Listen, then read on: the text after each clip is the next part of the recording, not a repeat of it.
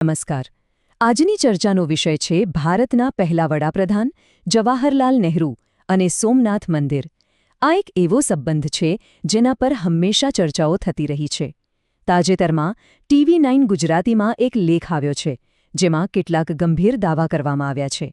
તો ચાલો આપણે આ દાવાઓ શું છે અને એની પાછળ શું તર્ક છે એને ઊંડાણથી સમજીએ. તો લેખનું હેડલાઇન જ જુઓ, કેટલું સીધું અને સચોટ છે. એમાં લખ્યું છે કે ભારતના પહેલા વડાપ્રધાન પંડિત જવાહરલાલ નહેરુ હિન્દુ વિરોધી હતા અને એમણે જળાભિષેક માટે પાણી લેવાની પણ ના પાડી દીધી હતી. હવે આ આરોપ બહુ મોટો છે, બરાબર? તો સવાલ એ થાય કે આ લેખમાં આ દાવાને સાબિત કરવા માટે કયા પુરાવા રજૂ કરવામાં આવ્યા છે. ચાલો એ જ જોઈએ. પણ આખો વિવાદ શું છે એ સમજતા પહેલાં આપણે સોમનાથ મંદિરના ઇતિહાસ અને એના મહત્વને સમજવું પડશે, કારણ કે આ બધી વાતનું મૂળ ત્યાં જ છે. આ ટાઈમલાઈન પર એક નજર નાખીએ. વાત શરૂ થાય છે છેક 1026થી, જ્યારે મહેમૂદ ગઝનીએ મંદિરનો ધ્વંસ કર્યો, અને પછી સદીઓ વીતી જાય છે. 1947માં ભારત આઝાદ થાય છે અને મંદિરના પુનઃનિર્માણનો નિર્ણય લેવાય છે.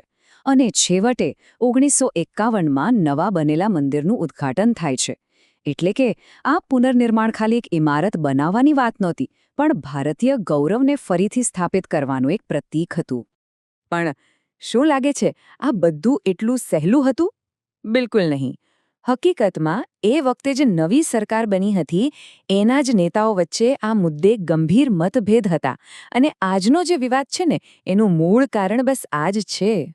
તો લેખ પ્રમાણે સ્થિતિ કંઈક આવી હતી.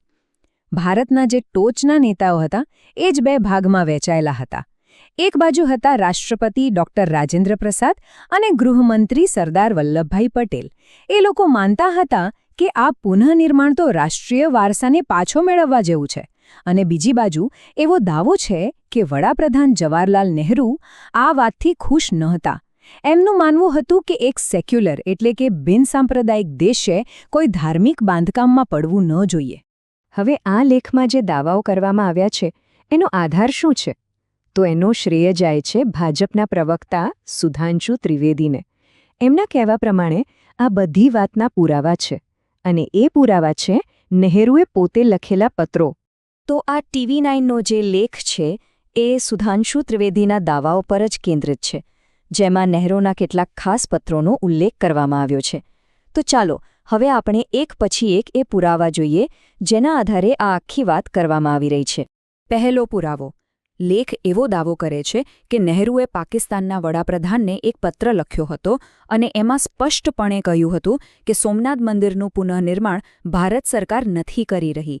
હવે આ પત્રને એક પુરાવા તરીકે જોવામાં આવે છે કે નહેરુ પોતાની સરકારને આખા પ્રોજેક્ટથી કેટલી અલગ રાખવા માંગતા હતા. વાત અહીં જ નથી અટકતી. લેખ એવો પણ દાવો કરે છે કે નહેરુએ ભારતીય દૂતાવાસોને પણ કથિત રીતે સૂચનાઓ આપી હતી. શું સૂચનાઓ હતી? કે સોમનાથ ટ્રસ્ટને કોઈપણ પ્રકારની મદદ ન કરવી, ખાસ કરીને પ્રાણ પ્રતિષ્ઠા માટે જે પવિત્ર જળ મંગાવવામાં આવે એની વિનંતીઓ નકારવી, અને એ સુનિશ્ચિત કરવું કે ભારત સરકાર આ કાર્યક્રમથી સત્તાવાર રીતે બિલકુલ અલગ રહે. અને હવે આવે છે લેખનો સૌથી મોટો દાવો, જે સીધો હેડલાઇન સાથે જોડાયેલો છે. જુઓ, જળાભિષેક માટે સિંધુ નદીમાંથી પવિત્ર જળ લાવવાની એક વિનંતી કરવામાં આવી હતી. ત્યારે વિદેશ સચિવે એના જવાબમાં નોંધ્યું કે વડાપ્રધાને આ વિનંતીને મંજૂરી આપી નથી. આ સીધો ઇનકાર આ જ એ મુખ્ય પુરાવો છે જેના આધારે આખો લેખ લખાયો છે. એટલે નહેરુનો વિરોધ ફક્ત પાણી કે મદદ પૂરતો નહોતો. લેખ મુજબ એમણે તો ગૃહમંત્રી સી રાજગોપાલાચારીને 2 વખત પત્ર લખ્યો, અને એમાં રાષ્ટ્રપતિ રાજેન્દ્ર પ્રસાદ મંદિરના ઉદ્ઘાટનમાં જાય એ વાત પર પોતાની નારાજગી વ્યક્ત કરી. આ બતાવે છે કે એમનો વિરોધ માત્ર વહીવટી નહીં પણ પ્રતિકાત્મક સ્તરે પણ કેટલો ઊંડો હતો. સારું, તો આ તો થઈ પત્રોની વાત. પણ લેખ અહીં અટકતો નથી. હવે પુરાવા તરીકે નહેરુના પોતાના પુસ્તક ડિસ્કવરી ઓફ ઇન્ડિયાનો ઉલ્લેખ કરવામાં આવે છે. આ બહુ રસપ્રદ છે. નહેરુએ પોતાના પુસ્તક ડિસ્કવરી ઓફ ઇન્ડિયામાં લખ્યું કે ગઝલી ધાર્મિક કટ્ટરપંથી નહોતો. હવે લેખ આની સામે એક સીધો સવાલ મૂકે છે કે ભાઈ, જો એ ધાર્મિક કારણોસર નહોતું તો પછી મંદિર તોડવાનો અને હજારો લોકોની હત્યા કરવાનો શું મતલબ? એણે આવું શા માટે કર્યું? તો આ બધા પત્રો, પુસ્તકના ઉલ્લેખો, આ બધું જોયા પછી આ લેખનો સાર શું નીકળે છે? લેખ નહેરુ વિશે શું ચિત્ર રજૂ કરવા માંગે છે? ચાલો એને ટૂંકમાં સમજી લઈએ. તો લેખના આરોપોનો સારાંશ કંઈક આ પ્રમાણે છે. પહેલું, કે નહેરુ સોમનાથ મંદિરના પુનઃનિર્માણના મૂળભૂત રીતે વિરોધમાં હતા. બીજું, કે એમણે પોતાની સરકારી શક્તિનો ઉપયોગ આ પ્રોજેક્ટને રોકવા અને એનાથી અંતર રાખવા માટે કર્યો. ત્રીજું, આ માટે એમણે પાકિસ્તાન અને ભારતીય દૂતાવાસોને પત્રો પણ લખ્યા.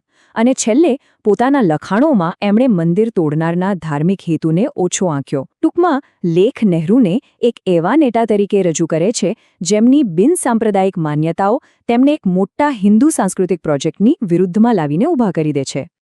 આ આખી ચર્ચા આપણને એક મોટા સવાલ પાસે લાવીને મૂકી દે છે કે ઐતિહાસિક દસ્તાવેજો અને પત્રોની જ્યારે ફરીથી તપાસ થાય ત્યારે કોઈ દેશના નેતાઓ વિશેની આપણી યાદો, આપણી સમજ કેવી રીતે બદલાઈ શકે છે? શું ઇતિહાસને ફરીથી લખી શકાય? અને જો હા, તો કોના દૃષ્ટિકોણથી? આ એવા સવાલો છે જેના જવાબો કદાચ ક્યારેય સરળ નહીં હોય અને તેના પર હંમેશા ચર્ચા ચાલતી રહેશે.